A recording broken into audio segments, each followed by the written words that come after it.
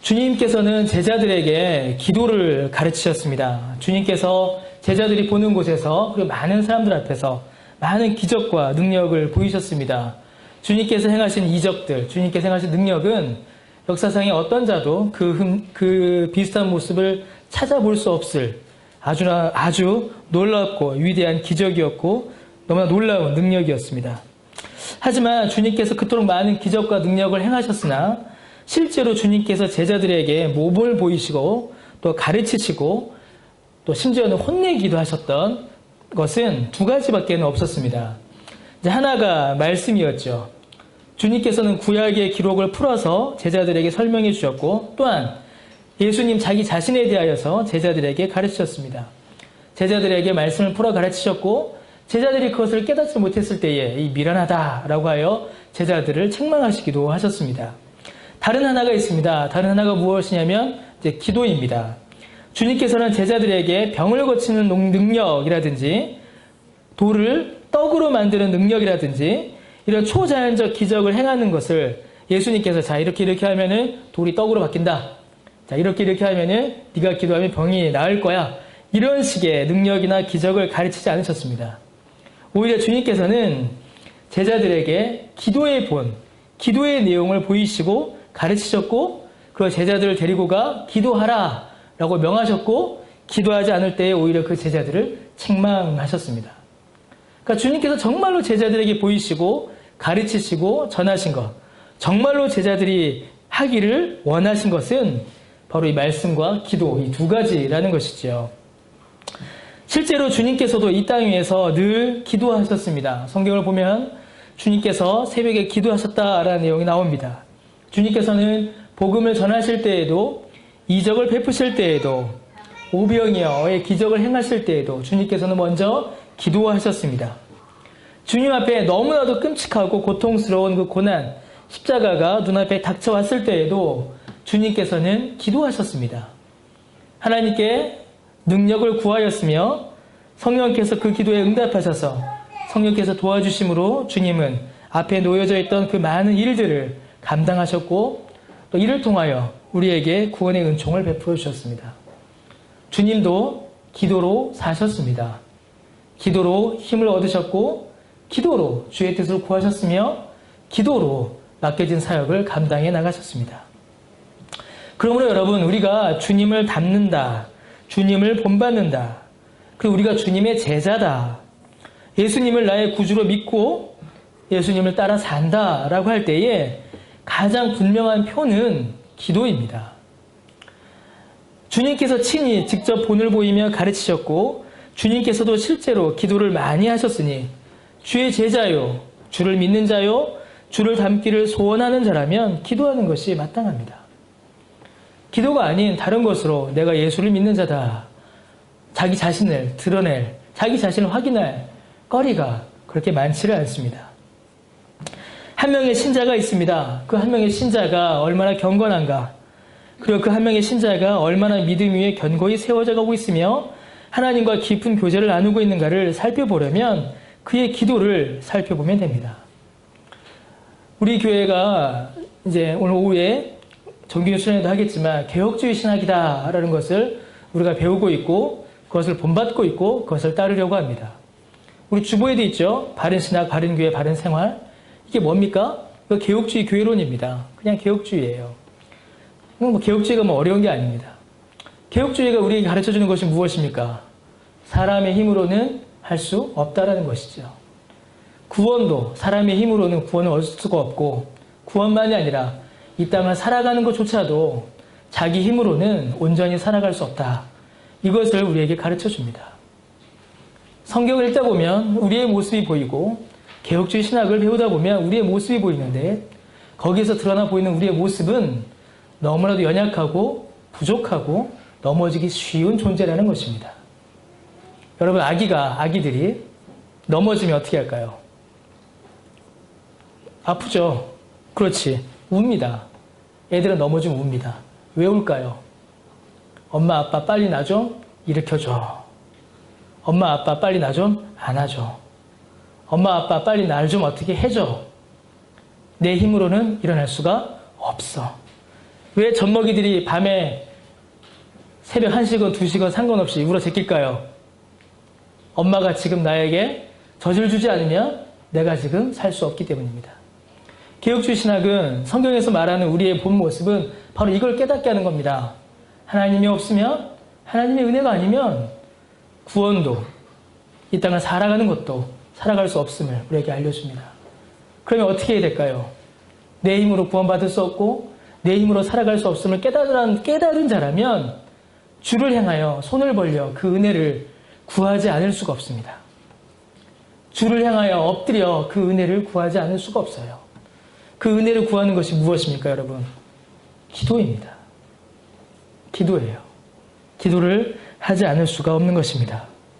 지식을 많이 쌓는다고 하여서 경건한 신자가 되는 것이 아닙니다. 하나님 앞에 엎드려 기도하는 자가 하나님 앞에 경건한 신자가 되는 것입니다. 지식은 우리의 신앙을 풍성하게 해줍니다. 그리고 우리의 신앙을 바르게 해주죠. 어긋나지 않게 해줍니다. 그러나 여러분, 기도하지 않는 신앙 지식은 그저 우리를 교만하게 하고 냉랭하게 하고 다른 사람을 향한 정죄의 칼로 쓰일 수밖에 없습니다. 그러한 오류, 그러한 실수를 우리는 너무나도 많이 봐왔습니다. 그저 쌓인 지식으로 자기를 자랑하고 다른 사람을 부정하고 정죄하는 일들만이 일어날 뿐입니다. 기도하지 않으면 그렇게 됩니다. 그런데 여러분, 기도 역시도 마찬가지이죠. 말씀에 바른 지도 없이 그저 맹목적으로 쏟아붓는 기도 역시 신앙의 길을 잃어버리게 합니다. 그리고 깊은 혼란으로 이끌어갈 수도 있습니다. 그러나 여러분, 우리가 솔직히 얘기합시다. 그게 무서워서 말씀 안 읽고 기도 너무 많이 하면 신앙이 잘못될 수 있으니까 그게 무서워서 기도하지 않는 것은 아닌 것 같습니다. 그리고 그걸 무서워할 만큼 우리가 그렇게 기도한 적도 사실은 없습니다. 안타까운 일이죠. 여러분, 기도하지 않으면서 어떻게 주님을 닮아가고 주의 뜻에 합당한 교회로 세워질 수가 있겠습니까? 우리 열매 맺는 교회가 아까도 우리 이성구성도 기도해 주었지만 하나님의 뜻에 합당한 교회로 세워지는 일이 기도하지 않고 어떻게 이루어질 수가 있겠습니까? 여러분, 기도는 연약한 자가 강하신 하나님께, 능력 있는 하나님께 간구하는 것입니다. 기도하지 않고 교회를 이룬다. 기도하지 않고 신앙생활을 한다는 것은 하나님의 은혜와 도우심 없이 교회를 이루고 신앙을 이루어간다라는 말과 같은 말입니다. 그럴 수 있습니까? 그럴 수 없죠. 그렇게 이루어질 수 없습니다. 주님께서는 제자들에게 직접 이 기도를 가르쳐 주셨습니다. 우리에게 주어지는 귀한 기도의 본이지요. 이 주기도문은 크게 세 부분으로 나뉘어집니다. 먼저는 기도의 궁극적인 목표, 기도의 궁극적 제목이죠. 그게 바로 9절과 10절의 말씀이었습니다. 기도는 결국 하나님의 뜻이 이루어지는 그 일에 우리가 참여하는 일입니다. 기도로 주의 뜻을 구하고 주께서 그 뜻을 알려주실 때에 그 뜻이 이루어지는 것을 보며 그의 나라의 통치가 실현되는 것을 경험하며 주께 영광을 올려드리기를 원하는 그 기도, 그것이 우리의 평생의 기도의 제목이고 우리의 모든 기도가 향해야 될 제목입니다. 두 번째 기도 제목이 있어요. 두 번째는 긴급히 그리고 참으로 우리에게 절실히 필요한 지금 당장의 은혜입니다. 바로 11절과 12절 말씀이었죠. 일용할 양식입니다. 주님께서 우리에게 은혜 주지 않으시면 우리의 육체도 우리의 영혼도 단 하루의 삶도 유지할 수가 없습니다. 주께서 매일 주시는 육체의 양식과 보호를 받지 않으면 우리의 육체의 삶이 유지되지 않고 유지될 수 없고 또한 매일매일 주시는 주의 말씀의 은혜와 양육 없이 우리의 영혼이 온전히 살아갈 수가 없습니다. 이를 통해서 경험하게 되는 매일매일의 생명의 은혜가 바로 죄사함이지요. 그리고 그 은혜로 말미암아 다른 사람도 용서하게 되는 겁니다. 곧 구원의 은혜입니다. 그래서 우리는 오늘도 오늘의 나를 위하여 그 구원을 위하여 일용할 양식과 죄사함을 위해 기도합니다. 세 번째는 이제 오늘 말씀인데 이제는 그 기도의 시선이 앞으로 이제 미래로 향하게 됩니다. 구원받은 신자가 이제는 어떻게 살아야 하며 앞으로는 무엇을 위하여 살아야 하는지를 우리에게 말씀하여 주십니다. 여러분, 우리의 신앙과 우리의 삶은 구원받음에서 끝나지 않습니다. 구원받은 이후 우리는 어떻게 살아가야 할까요? 예수를 믿어 구원을 얻으면 우리의 삶에 여러분 어떤 변화가 일어나겠습니까? 예수를 믿어 나 오늘 구원받았어. 그 시점부터 우리의 삶이 어떻게 바뀔까요?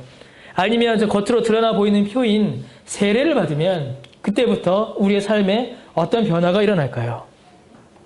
여러분 우리가 예수님을 구주로 고백하고 구원을 얻게 되면 우리의 삶에 획기적이고 전폭적인 변화가 여러분 일어날까요? 저는 계속 한 10년 넘게 청소년, 그 다음에 청년 사역을 쭉 해왔습니다. 전도사 때부터 시작하여서 계속 청년, 청소년을 해왔고 지금 우리 교회도 젊은 분들이 많지요. 젊은 분들, 그리고 청년, 청소년들 사역을 하게 되면은 늘 경험하는 게 하나 있습니다. 그게 뭐냐면 수련의 후유증이에요. 수련의 후유증을 꼭 겪습니다. 수련회 갑니다. 그러면 2박 3일이나 3박 4일 동안 은혜에 푹 빠져서 오죠.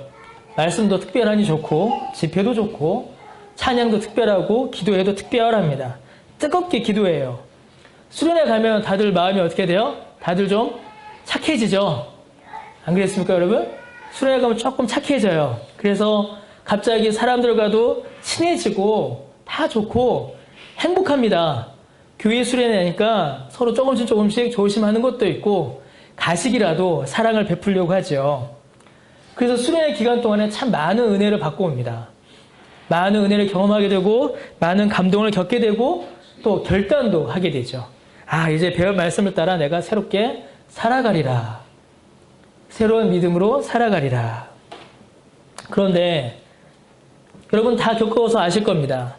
수련회를 마치고 돌아오면 아무것도 변하지 않았다는 것을 그 즉시 깨닫게 됩니다. 가정도, 집도, 학교도, 직장도 아무것도 바뀌지 않습니다. 심지어 교회마저도 수련회 전이나 수련회 후가 별반 다르지 않다는 것을 알게 됩니다. 영화 2시간 반 보고 딱 나오는 것과 비슷한 거죠. 2시간 반 동안 영화를 보는 동안에는 어떻게 돼요? 그 영화의 세계 가운데 푹 빠져 있습니다. 내가 이소룡 같고 내가 제다이 같고 그렇죠. 괜히 뽑으면 광선검 나올 것 같고 그러나 영화가 끝나고 극장을 나오게 되면 어떻게 되죠? 그냥 현실입니다. 수련회가 그렇습니다. 여러분 사실. 이내 무너지고 제자리로 돌아가게 됩니다. 은혜 받았던 나도 사라지고 은혜 받았던 옆에 있던 사람들도 사라지고 은혜 받아 눈물을 흘리며 기도하던 우리 청년부도 다 사라지고 우리 교회도 사라지고 그냥 예전으로 돌아갑니다. 미웠던 인간 그냥 밉고 싫은 사람 그냥 싫고 안 되는 거는 그냥 안 되고 찬양의 열기, 기도의 눈물 언제 우리가 그랬었지? 라는 식으로 차갑게 식어버리죠. 그럼 어떻게 될까요? 수련회에서 은혜를 많이 받으면 많이 받을수록 그런 현실을 보며 실망하고 낙심하게 됩니다. 그래서 결론을 내리죠. 어떤 결론을 내릴까요? 수련회 아무 필요 없구나. 수련회로는 사람이 바뀌지 않는구나. 내년부터 나는 수련회 안 가. 그래서 교역자, 임원들 속을 팍팍 긁죠. 교회는 어떻게 합니까? 수련회 갔다 와도 청년부가, 청소년부가 아무것도 바뀌는 거 아니니까 내년부터 수련회 예산 삭감. 이렇게 되죠. 그래서 수련회 마치고 나면 오히려 신앙 잃어버리는 사람들. 언제 교회 제일 안 올까요? 수련회 마친 그 주일날 출석이 제일 안 좋습니다. 왜 안 좋을까요? 피곤하니까. 제일 안 옵니다. 신앙 잃어버리는 사람들, 신앙의 실망으로 교회를 떠나는 사람들이 은혜의 잔치라고 하는 수련회를 마치고 오히려 일어난다는 것이에요. 여러분, 예수님을 믿고 구원을 받은 후에 내 삶의 모든 것이 은혜롭고 완벽하게 다 바뀌어버리면 얼마나 좋을까요? 심지어 여러분 그런 생각도 합니다. 여러분들 중에도 그런 생각 하시는 분 있으실 거예요. 저도 했으니까. 예수 믿고 그냥 바로 천국 가면 얼마나 좋을까. 이 죄의 싸움, 이 죄의 유혹, 또 범죄하는 나를 보며 애가 타는 거죠. 그냥 바로 다이렉트로 천국을 가면 어떻게 돼요? 얼마나 좋을까. 아니면 하나님께서 나를 당장 천국으로 안 가시면 내 주변 환경을 천국으로 만들어주시면 얼마나 좋을까. 그런 기대, 그런 소망을 우리가 가지게 됩니다. 그런데 여러분, 그런 일 일어납니까? 전혀 일어나지 않습니다. 그런 일은 절대 일어나지 않습니다. 오히려 아무것도 바뀌지 않고 그대로 유지됩니다. 영화 한 편 감동적으로 보고 온 것과 비슷한 일이 벌어지고 말죠. 여러분, 이스라엘 백성들이 애굽에서 종살이를 하다가 하나님께서 은혜를 주셔서 출애굽하여 약속의 땅으로 길을 가게 됩니다. 어쩌면 이스라엘 백성들은 출애굽했을 때에 눈앞에 보이는 저 홍해만 건너면 이 모든 여정이 끝나고 바로 가나안이 나올 수도 있을 것이다 라고 아마 생각했을 겁니다. 왜 그랬을까요? 출애굽할 때 10가지의 기적이 있었고 눈앞에 홍해가 갈라지는 놀라운 기적을 경험했거든요. 이스라엘 백성들이 그 홍해를 건넜을 때 얼마나 찬양합니까? 놀라운 찬송을 합니다. 하나님의 능력의 손을, 구원의 손길을 찬송하며 하나님을 높여드려요. 그래서 그들은 바로 그들이 가나안으로 갈 수도 있겠다라고 생각했을 겁니다. 그리고 홍해를 건넜을 때에 그들의 심령에 놀라운 은혜와 감동이 넘쳐났을 겁니다. 그러나 그들이 걸어간 길은 가나안으로의 직행이 아니었습니다. 우리가 알죠? 가나안으로 바로 가지 않았습니다. 이리 돌고 저리 돌아 무려 40년이나 되는 시간을 광야에서 보내야 했습니다. 아주 험난한 40년이었습니다. 구원을 받았습니다. 놀라운 하나님의 은혜를 경험하였어요. 그런데 그게 끝이 아니었습니다. 40년을 광야에서 살아내야 했습니다. 그런데 그 40년의 광야길이 말처럼 쉽지가 않았습니다. 이스라엘 민족은 가나안에 이르기까지 광야에서 많은 수고와 고생을 해야 했고 고통의 시간을 보내야 했습니다. 여러분, 우리도 마찬가지입니다. 우리가 예수 믿고 구원 받았지요. 그러나 그럴수록 끝이 아닙니다. 남은 시간들을, 천국에 갈 때까지의 이 땅에서의 삶을 우리는 살아내야 합니다. 근데 여러분, 우리가 성경을 다시 한번 좀 볼 필요가 있습니다. 과연 이스라엘 백성들이 광야에서 보낸 그 시간들이 정말로 이스라엘 민족에게 고통과 괴로움만의 시간이었는가? 그것을 우리가 좀 확인해 볼 필요가 있어요. 실제로 이스라엘의 여정을 다시 한번 쭉 살펴보면 여러분, 우리가 뭔가 이상한 거 하나를 볼 수 있습니다. 이스라엘 민족이 광야를 지날 때에 그들이 배가 고픈 적이 있었을까요? 없었을까요? 그들이 배가 고픈 적이 없었습니다. 왜죠? 아침마다 만나가 내렸기 때문이죠. 고기가 먹고 싶을 때 메추라기가 내렸습니다. 낮에 그 뜨거운 태양을 구름 기둥으로 하나님께서 가려주셨고, 사막의 그 차가운 냉기를 밤에는 불기둥으로 하나님께서 덮어 이스라엘 민족을 보호해 주셨습니다. 목이 마르면 하나님께서 물을 주셨고, 신명기에 보게 되면 그들의 옷과 신발이 헤어지지 않고 발이 부르트지 않았다라고 말씀하십니다. 물론 수십만의 사람들이 이 길을 가다 보니 여러 가지 어려움이 없지 않았을 것입니다. 그런데 여러분, 모세는 그들을 효과적으로 조직했죠. 애굽의 왕자로서 배웠던 그 왕의 학문으로 이 이스라엘 민족의 수를 효과적으로 조직하였고, 리더들을 잘 배치해서 원활하게 공동체가 움직이게 했습니다. 물리적으로 그들이 받은 공급이 부족하거나 모자라지 않았다는 것입니다. 무엇보다 가장 큰 이유가 있습니다. 그들의 목적지가 바로 약속의 땅, 그들의 고향이었습니다. 여러분, 고향 가는 게 어떻나요? 고향이 다 서울이신 분들은 모를 수도 있지만 저는 고향이 부산입니다. 저희 처가는 경주지요. 부산 가는 열차만 타도 말이 부산 사투리로 바뀝니다. 부산 가는 열차만 타도. 경부고속도로에 서울 톨게이트만 빠져나가도 두통이 사라져요. 두통이 사라집니다. 왜 그렇게 사람들이 그 꽉꽉 막힌 길을 뚫고서 가겠습니까? 고향이니까, 좋으니까. 이스라엘 백성들에게 있어서 이 가나안은 단순히 그들의 고향이 아니었습니다. 약속의 땅입니다. 애굽에서 놀라운 경험, 구원을 경험하였고, 하나님께서는 그들에게 약속의 땅, 복의 땅, 그 땅에 가면 너희에게 복이 있다라고 약속하신 그 복의 땅으로 그들이 그곳을 향하여 가고 있습니다. 그들이 걷는 이 길은 위로부터 충분한 공급이 있고, 그 목적지가 복이 약속된 길입니다. 우리가 이런 길 가게 되면 어떻게 할까요? 우리가 이런 길 만약에 간다면 먹을 거, 입을 거, 쓸 거 충분히 공급받고 옷이 헤어지지 않고 발이 부르트지 않고 이 길 끝에는 너무나도 놀라운 복이 약속되어 있다. 자, 이 길 가자. 그럼 우리 어떤 마음으로 이 길 갈 수 있을 것 같습니까? 여러분, 기쁘고 감사하고 노래 부르며 갈 수 있을까요? 우리가 지금 그 길을 걷고 있습니다. 근데 여러분 그렇게 걷고 계신가요? 우리 인생 그렇게 살고 계세요? 아니죠. 그렇게 못 살고 있습니다. 이스라엘 백성들은 그 길을 이렇게 가지 못했습니다. 고통스럽고 힘들었고 괴로움이 일 가운데 계속 있었습니다. 왜 괴로웠을까요? 이스라엘 백성들이 왜 고통했을까요? 그 고통이 어디에서 온 것일까요? 분명히 하나님으로부터 온 건 아닙니다. 왜냐하면 하나님께서는 공급해 주셨고 약속해 주셨기 때문이죠. 이스라엘 백성들이 이 길이 고통스럽고 괴로웠던 것은 그들이 시험에 빠졌기 때문입니다. 그들이 시험을 당했기 때문이에요. 그들이 하나님을 버리고 악을 택하였기에 당한 괴로움이었습니다. 이 길이 고통과 괴로움의 길이 된 것은 그들이 당한 시험 때문이었습니다. 성경을 보세요.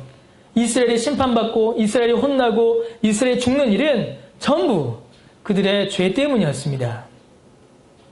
이스라엘의 가나안 여정을 고통스럽게 한 것은 그 길의 불편함, 그 길의 괴로움이 아니라 그들이 당한 시험, 스스로 택한 악 때문이었습니다.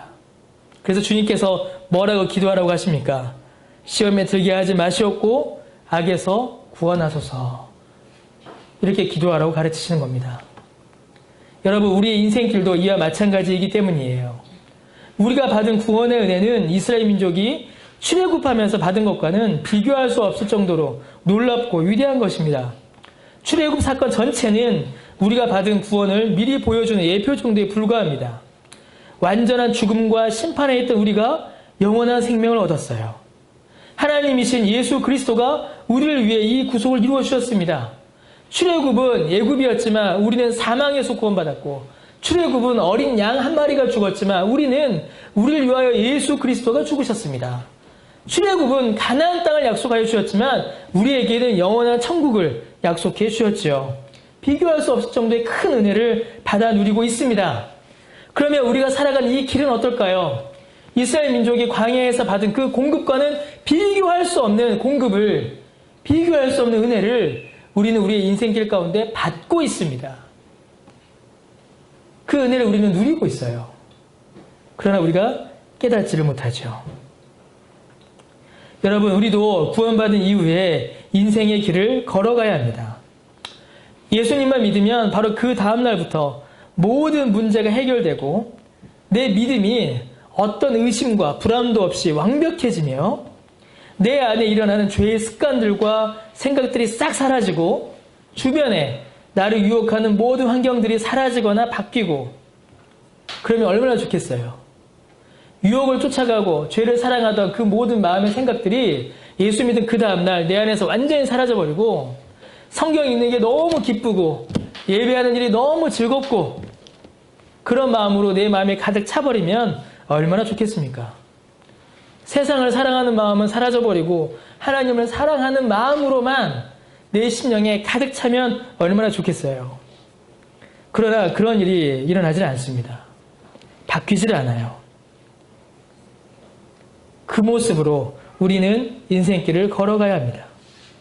그리고 그 인생길에서 우리는 또 시험을 당하고 유혹에 빠지며 죄를 반복하게 됩니다. 구원받은 우리에게 구원 이후 천국 갈 때까지 신자의 삶에 가장 큰 걸림과 고통의 원인이 바로 이 시험과 유혹입니다. 우리를 넘어뜨리려고 하고 우리로 하여금 하나님을 부정하게 하려 하며 예수 그리스도의 형상이 아닌 그저 죄와 육체, 사망의 모습만을 이어가게 만드는 죄와 시험, 유혹이 끊임없이 우리를 닥쳐오며 우리를 덮쳐오며 이로 인해서 우리의 육체와 영혼이 신음하며 고통하게 되는 것입니다. 우리에게 부어주시는 하나님의 은혜가 모자라서거나 부족해서가 아닙니다. 시험이 닥칠 때에, 유혹이 닥칠 때에 우리가 이를 이겨내지 못하기 때문입니다. 우리가 구원받았다고 하여서 죄의 유혹이 그 자체가 우리에게 완전히 사라지는 것은 아닙니다. 그러므로 구원받은 우리가 늘 해야 할 기도가 바로 오늘 13절의 기도입니다. 여러분의 삶, 우리의 삶 다 알죠? 천국 갈 때까지 이 인생의 길을 걸어가기 위해서, 이 인생의 길에서 우리가 넘어지지 않고 포기하지 않고 끝까지 주님 나라에 이를 때까지 이 땅 위에서의 삶을 살아가기 위해서 우리가 반드시 해야 할 기도가 바로 이 기도인 것입니다. 더욱더 간절히 기도해야 합니다. 또다시 닥쳐오는 시험과 유혹, 그 앞에서 그것에 맞서 싸우며 이겨낼 수 있도록 하나님께서 나를 버리지 않으시고 끝까지 힘을 주시기를 우리는 기도해야 합니다.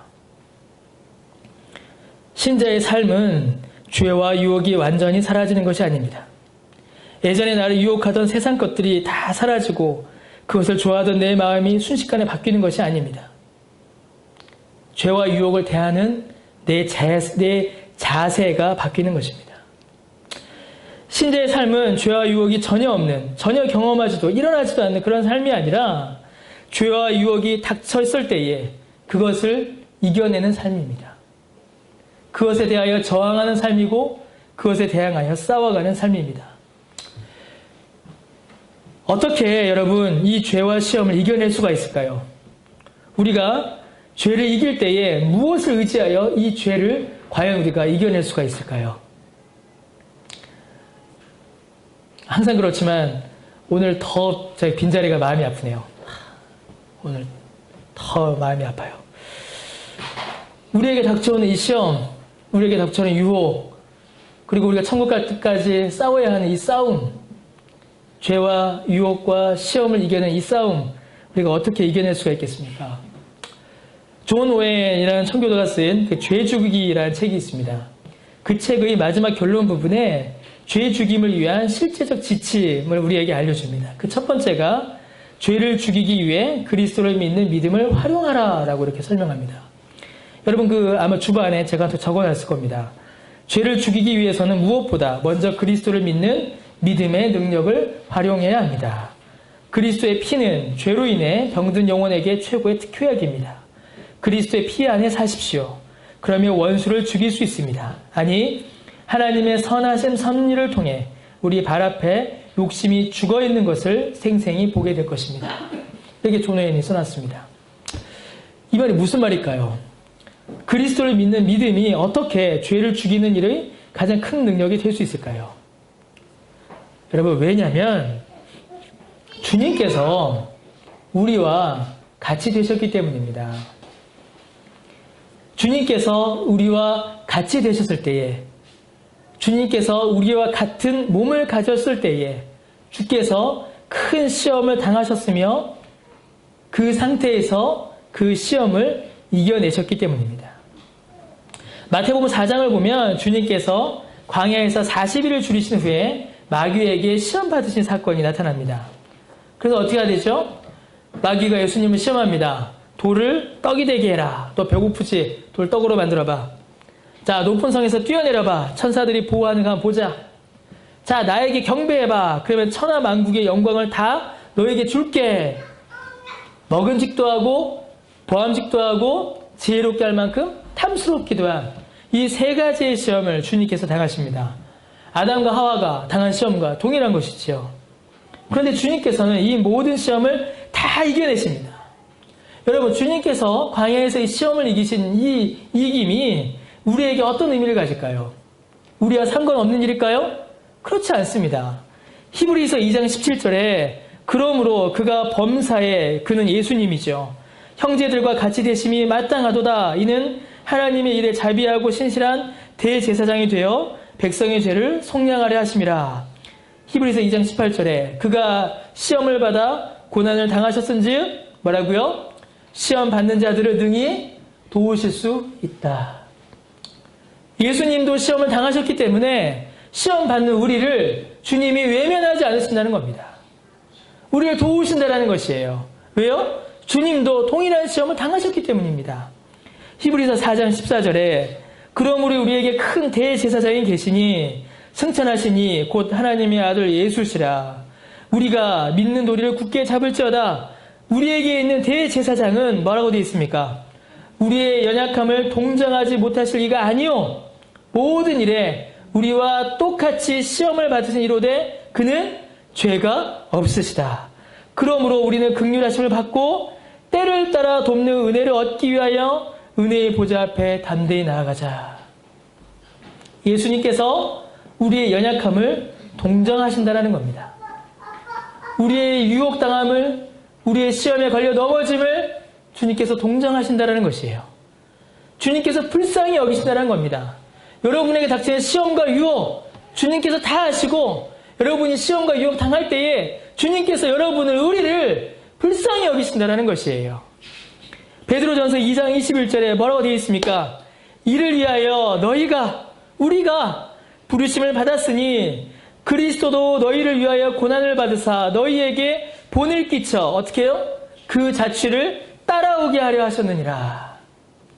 주님께서 시험을 당하셨으니 우리가 당하는 시험을 주님께서 모두 다 아시고, 주님께서 시험을 당하셨으니 우리가 시험 당할 때에 주께서 우리를 불쌍히 여기시며 주께서 그 모든 시험을 이기셨으니 우리도 그 시험을 이기게끔 하신다라는 것입니다. 예수님께서 메시아로서 처음 하신 사역이 바로 이 시험을 당하고 이기신 사역입니다. 첫 아담은 사단의 시험을 이겨내지 못하였습니다. 그러나 두 번째 아담이신 예수 그리스도는 이 모든 시험을 이겨내셨습니다. 죄를 이기신 겁니다. 그래서 주님은 베드로전서의 말씀처럼 우리의 우리의 모범이 되셨습니다. 그저 우리에게 자, 이 모든 시험 이겨내라, 네가 알아서 견뎌라 라고 하지 않으셨습니다. 나를 봐, 내가 이런 방식으로, 내가 이렇게 이 상황에서 이 육체로 그 시험을 이겼잖아. 말씀으로, 기도로 시험과 유혹을 이겨냈잖아. 이거를 우리에게 보여주시는 겁니다. 여러분, 우리는 죄로 인해 시험받고 또 우리가 원하여 유혹에 넘어갑니다. 그러나 주님께서는 그 모든 시험과 유혹을 다 이겨내셨습니다. 그리고 우리에게 죄를 이기는 본을 보여주셨습니다. 그래서 여러분, 우리의 육체로도, 우리의 지금의 상태로도 죄를 이겨낼 수 있음을 우리에게 보여주신 것입니다. 이 썩어질 육체로도, 이 연약하고 부족하고 모자란 이 육체로도, 이 부족한 지혜로도, 이 부족한 생각으로도, 작심삼일도 안 되는 내 의지로도 죄를 이겨낼 수 있다는 것을 주님께서 우리에게 보여주신 겁니다. 시험을 이기고 악에서 나올 수 있게 된 것이죠. 죄에 대하여 더 이상 무기력하게 그냥 지고 있는 것이 아닙니다. 죄를 불편해하고 어려워하고 싸우고 이겨낼 수 있는 능력이 이제는 우리에게 있는 것이에요. 자, 그러면 여러분, 그저 우리의 힘만으로 죄에 맞서면 다 이길 수 있을까요? 그저 우리의 힘만으로? 그 누구라도 지금의 육체와 상태로 죄를 이길 수가 있을까요? 그렇지 않습니다. 이 은혜는 오직 주를 믿는 자들에게만 주어진 은혜입니다. 예수 안에 있는 자들, 예수 안에 있는 자들에게만 주어진 은혜입니다. 예수 안에 있는 자들에게만 주어진 능력입니다. 그럼 여러분, 우리에게 필요한 게 뭐예요? 어떻게 해야 예수님 안에 있느냐, 이거죠. 어떻게 해야 예수님과 우리가 연결될 수 있으며 어떻게 해야 내가 예수님 안에 이길 수 있겠습니까? 그걸 뭐라고 해요? 그것을 믿음이다라고 합니다. 예수님을 구주로 믿는 그 믿음이 있을 때에 내가 예수님 안에 있다라고 성경은 가르칩니다. 예수님을 믿는 믿음이, 이 능력이 나의 것이 되게 하고 예수님이 죄를 이기신 그 이김이 나의 승리가 되게 하는 것, 그것이 바로 믿음입니다. 예수님을 믿는 것이죠. 자, 그러면 한 가지 더 따라옵니다. 이 승리를 어떻게 해야 우리가 실제 우리의 삶에서 경험할 수가 있을까요? 운동을 많이 합니다. 힘이 세져요. 근육이 생깁니다. 힘이 붙어요. 힘을 가졌습니다. 우리가 만약에 믿음으로만 그친다면 그 힘만 가진 거예요. 자, 그러면 이제 이 힘을 써야겠죠. 실제로 무거운 것을 들고 힘든 일을 견디고 버텨내는 그 힘을 써내야 됩니다. 그러면 주께서 우리에게 주신, 믿음으로 우리에게 주신 이 죄를 이기는 능력, 죄를 이기는 힘, 시험을 이기는 이 힘, 이것을 어떻게 해야 우리 삶에서 실제로 발휘할 수가 있겠습니까? 이 힘을 어떻게 해야 실제로 우리 삶 가운데 경험할 수가 있겠어요? 기도입니다. 기도만이 이를 우리의 삶 가운데 실제로 이루어지게 합니다. 기도하지 않으면 어떻게 될까요? 내 안에 능력은 있지만, 내 안에 힘은 있지만 늘 지는 겁니다. 많은 힘이 있고 많은 근육이 있고 많은 능력이 있지만 조그만 돌멩이 하나도 들지 않고 조그만 짐에도 들으려 하지 않고 피해 도망가는 것과 똑같습니다. 기도입니다. 기도할 때에 비로소 이 능력이, 이 힘이 내 삶 가운데 실제로 이루어집니다. 경험하게 되는 것이에요. 예수님을 믿어 죄의 사함을 받고 죄를 이기는 능력을 받게 되고 기도함으로 그 능력을 비로소 내 삶 가운데 실제로 발휘하여 적용할 수 있게 되는 겁니다. 주님께서 주기도문 가운데 이것을 가르치신 이유가 바로 여기에 있습니다. 앞으로 우리의 삶이 죄와 유혹, 악에 대하여 끊임없는 도전과 끊임없는 싸움과 끊임없는 죄의 유혹 가운데 우리가 살아갈 텐데 주께서는 우리에게 힘과 능력을 주셨습니다. 이제는 그것을 발휘하라는 것이죠. 어떻게 해요? 기도로 간구하라는 것입니다. 그때야 비로소 우리는 주의 나라와 권세와 영광이 아버지께 영원히 있습니다라고 영광의 찬송을 하나님께 올려드릴 수 있습니다. 바로 그 영원의 일부인 내 삶 가운데에 주의 나라와 권세와 영광이 나타나고 이루어지기 때문입니다. 시험을 이겨내며 악에 빠지지 않고 주의 나라의 통치와 주의 권세와 주의 영광이 드러나게 되기 때문입니다. 여러분, 앞에서 말씀드린 바와 같이 신자의 삶은 시험과 유혹이 완전히 사라지는 것이 아닙니다.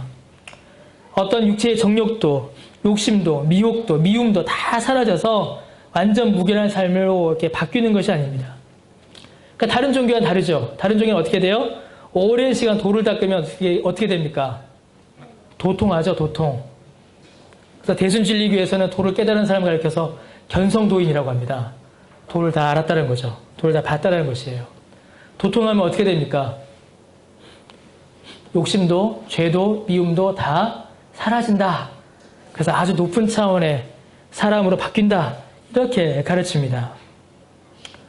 돌을 닦았더니, 오랜 시간 도 닦았더니 도가 통해서 어떤 인생의 높은 경지, 일반인들과 다른 영적 수준으로 다다라는 그런 모습. 성경이 그걸 우리에게 가르쳐 주지 않습니다. 여러분, 그거 기대하셨다면 잘못 믿으신 거예요. 그저 저마다 뭐가 있을 뿐입니까? 신앙의 연수를 쌓아가며 은혜를 경험하게 되니까 성화되어 가는 것이죠. 점점 죄의 항목들이 사라지고 거룩한 모습이 점점 많아지는 것은 있습니다. 그러나 어느 한 사람도 죄와 유혹을 완전히 벗어내지는 못합니다. 천국 가는 그날까지 죄와 유혹에 맞서 싸워야 합니다. 신자의 삶은 이것들과 싸워 나가는 삶입니다. 자기 힘으로, 자기 지혜로 싸우는 것도 아닙니다. 오직 예수 그리스도를 의지하여 성령의 능력으로 예수님을 본받아 주께서 시험을 이기셨듯이 우리도 우리에게 닥치는 시험을 이겨 나가는 것입니다. 주님도 말씀으로 시험을 이기셨고 주님도 기도로 눈앞에 닥친 고통을 이겨내셨듯이 예수님이 그러셨는데 우리가 뭐 별다르겠습니까? 우리도 기도와 말씀으로 죄와 유혹을 이겨낼 수밖에 없는 겁니다. 그게 예수님을 닮아가는 겁니다. 그게 교회가 힘쓰고 애써서 성도들에게 가르쳐야 될 바로 사역입니다. 이를 통하여 하나님께 영광의 찬송을 올려드리는 것, 그것이 바로 신자의 삶이며 그것이 바로 우리의 영원한 기도의 제목입니다. 그리하여 점점 주를 닮아가며 우리 안에 주의 형상을 이루어가며 우리의 삶 가운데 하나님께 영광과 찬송을 올려드리는 우리 모두가 되기를 바랍니다. 주기도문을 쭉 살펴봤습니다. 주기도문의 모든 설교의 결론은 한마디로 끝나죠. 기도합시다입니다. 기도합시다. 제 마음에 정말 작은 바람이 있다면 이 설교를 통해서 여러분들이 기도를 생각하셨으면 좋겠다라는 그 소원밖에 없습니다. 늘 드리는 말씀이지만 전하는 제 입술이 둔해서 어렵고 복잡하고 지루하게 말씀이 전달되어 거기에 대해서 참 마음이 아파요. 안타깝고. 그러나 하나님께서 은혜 주셔서 이 말씀이 여러분의 심령에 심기어서 기도의 열매를 맺게 되기를 간절히 구합니다. 그래서 정말 내년에는, 우리 2016년에는 우리 교회가 힘써 기도했으면 좋겠어요. 그러니까 오해하지 마세요. 수요 예배, 수요 기도에 다 나와라. 새벽 기도에 다 나와라. 제가 지금 그 얘기를 하는 게 아닙니다. 그 얘기가 아니에요. 그 여러분들 형편에 따라서 하시면 되는 거예요. 여러분이 하나님을 개인적으로 만나고 기도하는 여러분의 개인 기도가, 그 기도의 경건이, 그리고 그 가정에서의 모습이 여러분 개개인과 가정에서 일어나게 되기를 간절히 구합니다. 그래서 우리 교회가 꼭 기도하는 교회가 되기를 정말 소원합니다.